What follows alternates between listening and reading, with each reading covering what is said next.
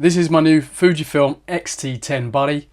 The eagle-eyed amongst you will know from my video at the photography show that I got it there at a super good price.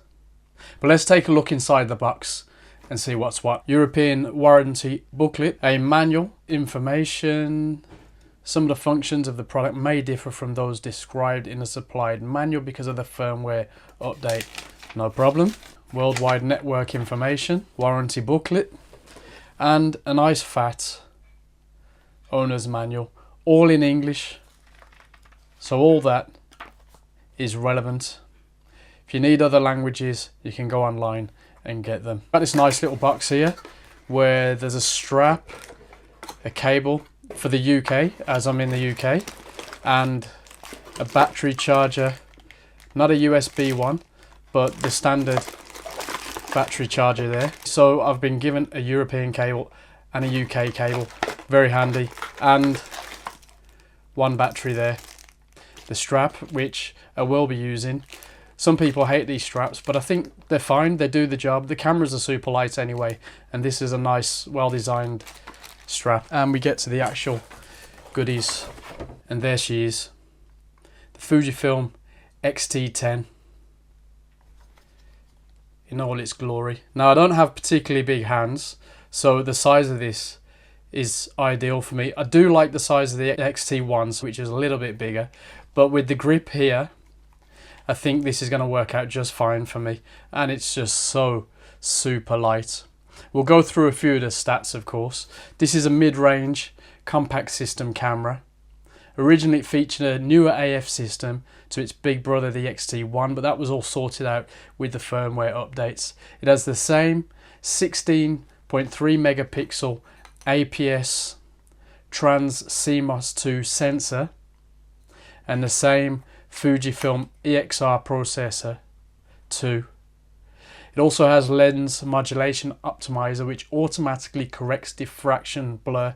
In most of your software now, it will automatically correct it for you. It will know which camera your files come from.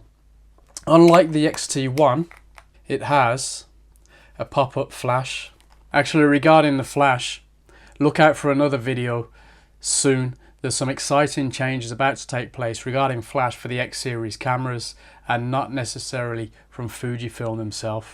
Looking at the back, camera has a 2.36 million dot resolution OLED electronic viewfinder with a lag time apparently of 0.05 seconds. One of my favourite features with this and the X-T1 is this tilting screen. Absolutely love it.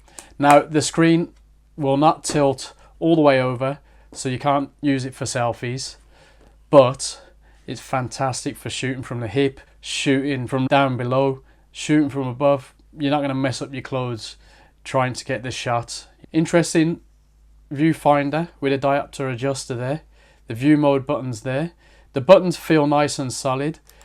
For those of you that moaned about the D-pad being a bit difficult on the X-T1, I didn't have a problem, so I can't comment too much, but this seems nice and elevated and easy to access. All the buttons are there. They're not flush, but they're just where you need them. Of course, on the bottom, you've got the 1/4-inch screw thread mount. Pop open the door and the battery and the card go in there. On and off switches right there. Turn that round and you're greeted with the setup menu, because clearly it's the first time I've used it. Now let's just look at the top again, but in more detail. You've got the exposure compensator, same as on the X-T1. It will go right down to -3 and up to +3. I believe the only progression on that is the X Pro 2, which has an additional mode. You can change your shutter speed. On this side you've got this dial here for your single shot modes, your continuous low and highs, your brackets, and your advanced panoramic scene modes. And that's how to pop up the flash. There's the flash there, and then just pop it back down. You can see a nice little design there of how they get that to work. Now I pretty much never use this, and unless this will work with off-camera flashes, it doesn't interest me that much. But there's something else that's coming soon that does interest me regarding off-camera flash. So look out for that in a video soon. You've got a file delete button there, file playback button. You've got a view mode button, which allows you to switch between using the LCD screen only, using the viewfinder only, or using the eye sensor, so that it knows when you've lifted the camera to your eye and it will switch from the LCD screen to the viewfinder. You've got a dial there, and we have one on the front as well. Now when you've switched this to A, you're in aperture priority mode as long as your lens is set to an F number.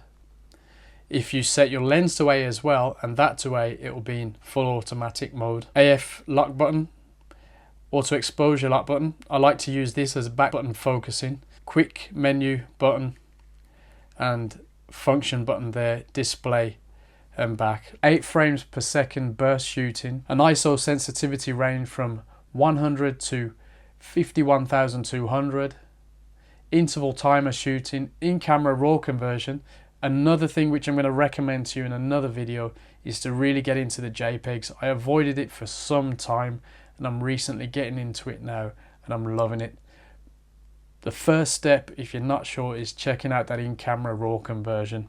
You won't harm your RAW file, you'll create another file, a JPEG, at the settings that you've asked the camera to use. Then there's a range of film simulation modes, and we're going to go into that in another video.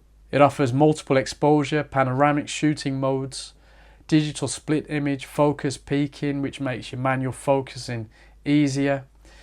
It offers full HD video recording capabilities up to 60 frames per second. The X series is not famous for its video capability, but in good light, standard action, you shouldn't have any problems. It also claims an ultra-fast electronic shutter that's capable of exposures up to 1/3200 second. Natural live view function that removes the image quality settings from the viewfinder image while shooting.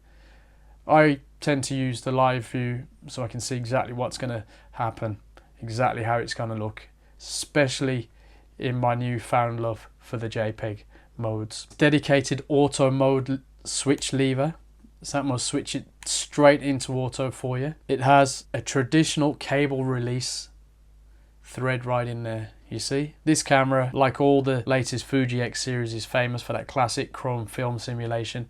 Now the X Pro 2 does have a new simulation that's not available to this camera, but that's a hardware issue. Weighs 381 grams with the battery and a memory card fitted.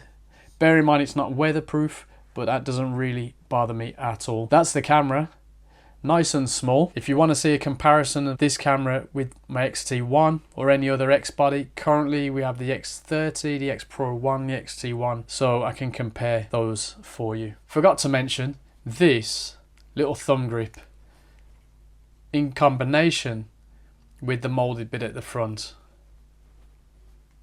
kind of offsets the very small nature of the camera, in the sense that you can still get a good grip on that. That's a nice little feature, and it's rubberized, so it's comfortable. It's solid, but there's a little give there, so it'll work with you. I believe there's a lot of people that are into the thumb rests around here. You might not need one with that. See what you think. Also didn't mention, there are your slots. Again, the microphone, which doesn't interest me, 2.5mm jack, not so easy to get the adapters for that really. The USB there, the HDMI slot too. Nice metallic cable loops. All in all, nice, solid, little professional level camera. Yes, I know it's not full frame, but you can really knock out professional quality images with this sensor and with this camera too. If you're into bigger, bulkier cameras, but you want to check out the X series, have a look at the X Pro 2 or the X Pro 1. That might suit you better. It's a different form factor, and of course the X Pro 2 has some newer technology. This will now be my second camera when I work at weddings and portraits.